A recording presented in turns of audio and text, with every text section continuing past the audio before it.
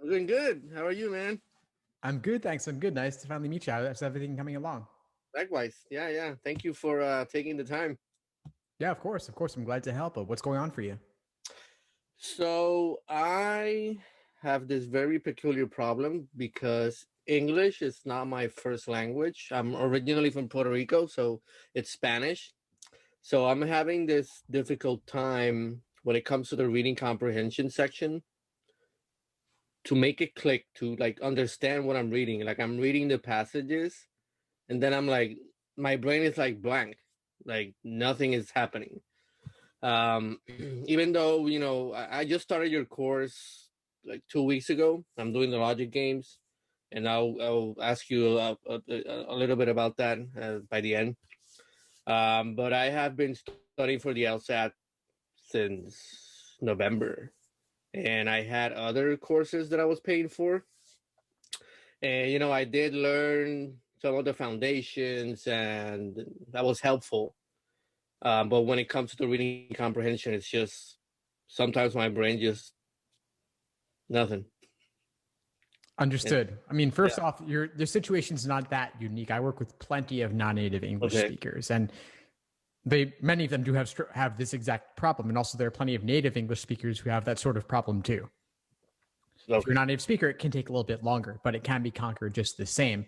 And I would recommend looking at my reading comp deep dive sessions in the course because hmm, I'll spend an entire hour going over one reading comp passage in depth, breaking it down sentence by sentence, word by word, trying to explain it in simpler language. And that's what I encourage you to do as well. I'm just demoing what I would be looking for you to do. So if you see a complex word, can you find a way to replace it with a simpler word? okay, okay, yeah, because that is like freaking me out. I get that. I get that. It's these passages can be really intimidating for anybody. And just know that it could take you a little bit longer than it might take somebody else, but you can conquer it in the end. It's just a question of I think a lot of times the vocabulary in particular. Yeah, and this I think I just get afraid when I look at the whole 5 or 4 passages, and I'm like, what?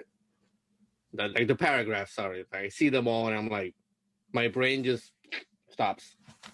It's just weird. It's a weird sensation. No, I get that. I mean, that fight or flight happens in a lot of LSAT questions, not even just reading comp. So I'd encourage you to see what can we do to break it down into the individual smallest possible pieces so that you have a step-by-step approach so that Okay, if that freeze impulse happens, do you have backup ideas of what to do? okay.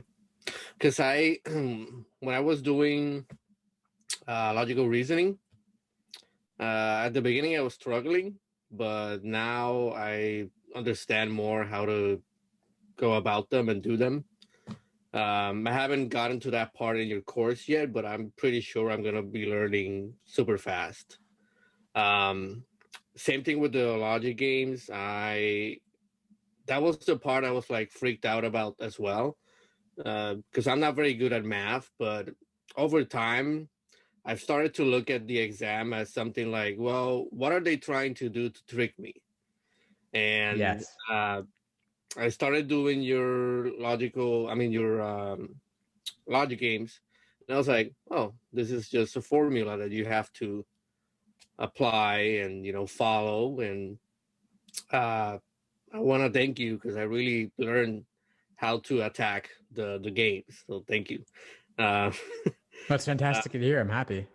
and but the same thing happens with the games. I'm doing them, and let me see.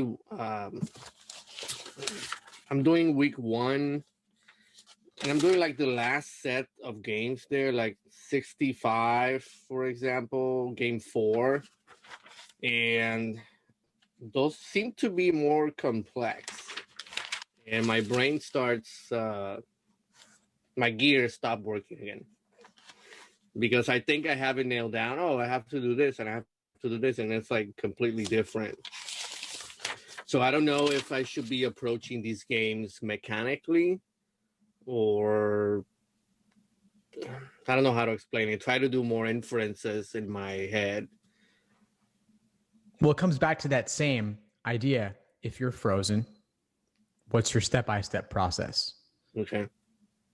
Mechanical, yes and no. On the one hand, step-by-step can be mechanical, but you also have to have multiple step-by-step approaches in case one falls away, or if plan A doesn't work, you go to plan B. So I've laid Like that having out like in the course as well. So for each of the sections. But inference making up front is a great way to go about it. That's definitely one strategy I'd recommend. yeah, and so far the inferences that I'm making is like I take more time doing them, but they help me throughout the games. So that's awesome. I've been learning how to do that better. But then there are certain games when I get to question 2, which is not the I forgot the name of The the orientation, like you're question. beyond the Orientation. Yeah, orientation. Yeah. those are fairly easy. But then I get to the second question, I'm like, okay, how do I diagram this? And then I end up with this mess. And I'm like, I've seen worse. That's pretty good.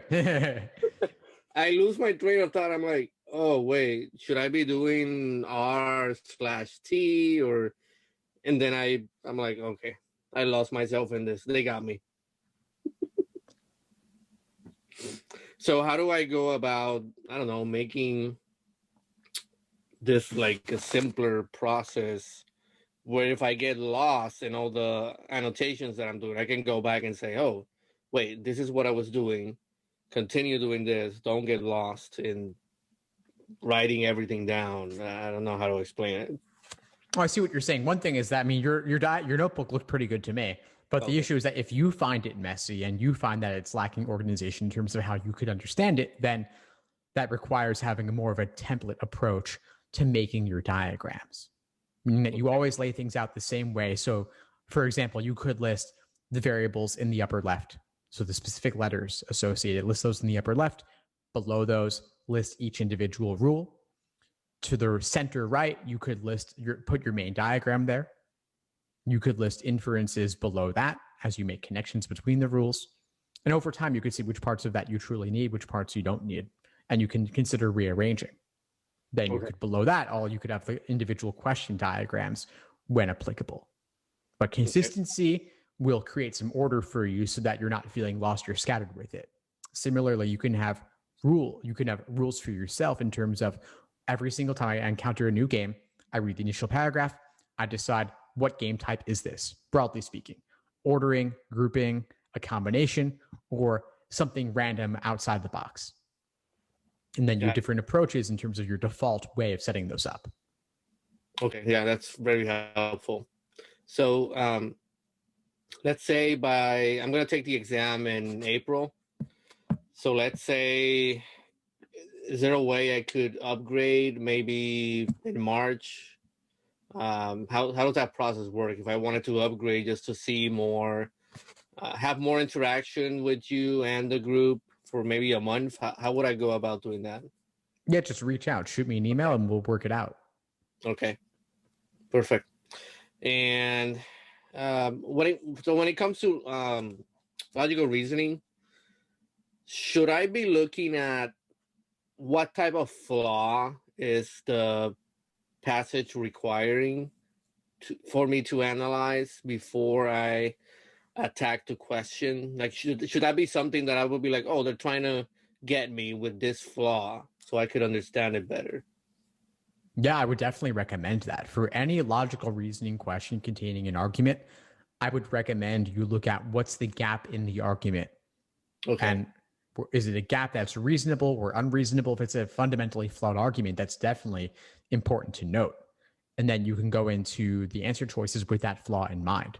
For a flaw question, they'll just ask you to articulate the flaw, but you've got to have your own idea of it in order to solve the question efficiently.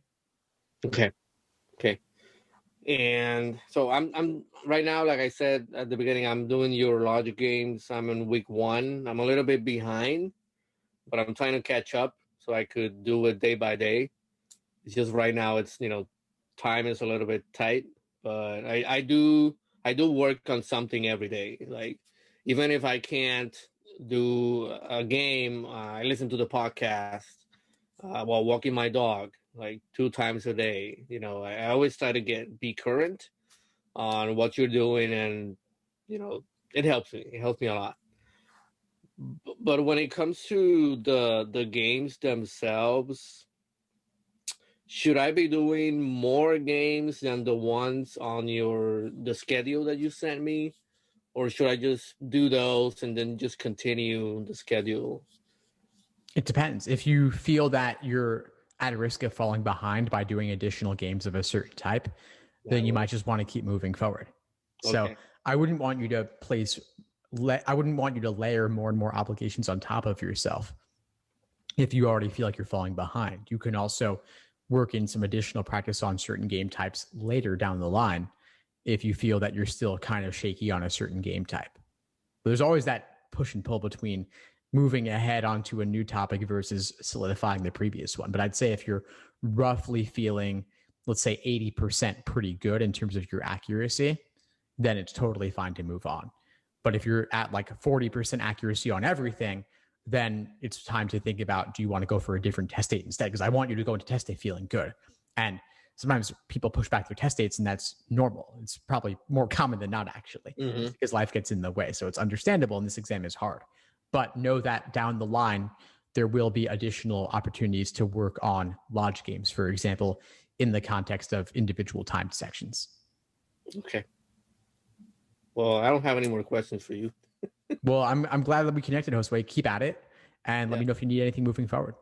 I will. Thank you so much, Steve. Have a good day. You too.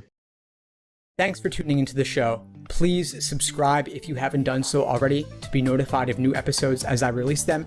And feel free to reach out if you need anything at all as you move forward with your prep. I'm happy to help however I can. In the meantime, I'll wish you all the best and take care.